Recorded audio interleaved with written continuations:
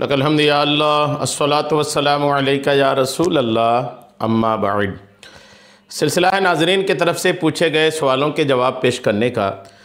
हमारे नाज़रीन में से एक ने यह पूछा है कि अगर किसी ने कहीं पर ज़मीन वक्फ़ कर दी, मस्जिद में या मदरसा में, ज़मीन वक्फ़ कर देने के बाद ज़मीन क्या वापस ली जा सकती है? ये इनका सवाल है। आइए जवाब तवज्जो के साथ सुनिए। बदकिस्मती से और महरूमी के वजह से ऐसी औलाद, ऐसी नस्लें लोगों की आ रही हैं कि माँ बाप अगर ज़मीन मस्जिद या मदरसा के लिए वक्फ़ कर दिए, जिस वक्त वक्फ़ किए थे उस वक्त कीमत कम थी और अब वो ज़मीन की कीमत अगर बहुत ज़्यादा हो गई हो तो औलाद उन ज़मीनों को वापस ले रही है। इस तरह की कई जगह ख़बरें आ रही हैं, कई जगह ख़बरें आ रही हैं कि बाप ने वक्फ़ कर दिया था, बेटा ज़मीन वापस ले रहा है। ऐसे बदकिस्मत औलाद भी लोग छोड़ के जा रहे हैं। इसलिए मसला बताने से पहले मैं एक मशवरा अर्ज़ कर दूं कि अगर आप मस्जिद या मदरसा में ज़मीन दे रहे हैं तो कागज़ी कार्रवाई करके दे दें। यानी ये वहाँ हो रहा है जहाँ पर बाप ज़मीन तो दे दिया लेकिन रजिस्ट्री नहीं दिया, ज़बान से तो दे दिया, वक्फ़ कर दिया।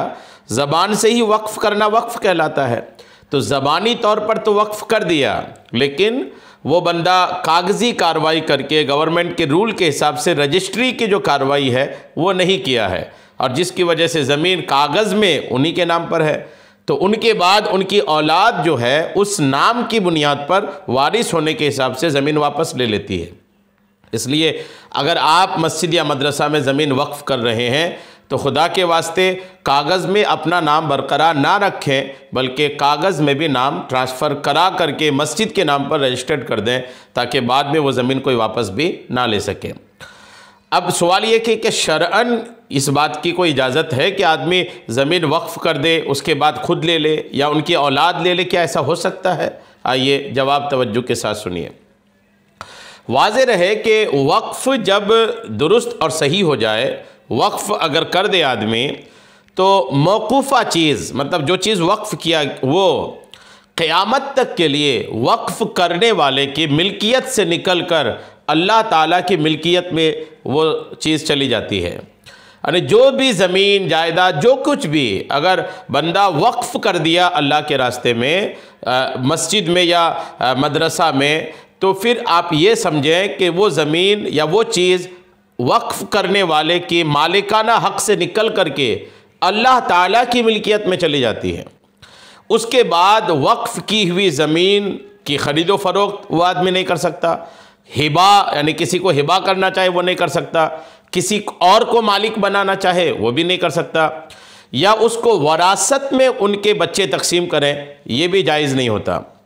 इसी तरह वक्फ़ करने वाले ने वो जगह जिस जिहत और जिस मकसद के लिए वक्फ़ की हो उसको उसी मकसद के लिए इस्तेमाल करना ज़रूरी होता है।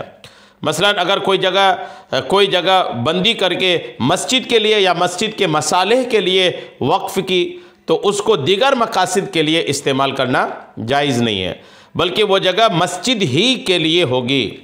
लिहाजा ये ख्याल के बाज़ लोग जो कर रहे हैं कि मस्जिद की ज़मीन वक्फ़ करके वापस ले ले रहे हैं या औलाद वापस ले ले रहे हैं, ऐसे लोगों को अल्लाह से डरना चाहिए। अल्लाह का खौफ रखें, दिल में डरें अल्लाह से।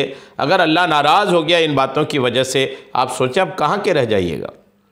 ख्याल करें, डरें अल्लाह ताला से इस तरह की हरकतों से कि बेशक इस तरह की हरकतें आपकी दुनिया भी तबाह कर सकती है, आपकी आखिरत भी तबाह कर सकती है। ज़मीन वक्फ़ कर दिए, वो ज़मीन आपकी मिल्कियत से निकलकर अल्लाह की मिल्कियत में दाखिल हो गई। अब जो ज़मीन अल्लाह की मिल्कियत में दाखिल हो गई, आप उसको कैसे वापस ले सकते हैं? लिहाजा बिल्कुल ये दुरुस्त नहीं है। उम्मीद है बात आपको समझ में आ गई है। अल्लाह करीम हम सबको शरीअत के तमाम मसाइल सीखने, समझने और उस पर अमल की तौफ़ीक़ अता फ़रमाए। आमीन। बिजाहिन नबी अमीन सल्लल्लाहु तआला अलैहि वसल्लम।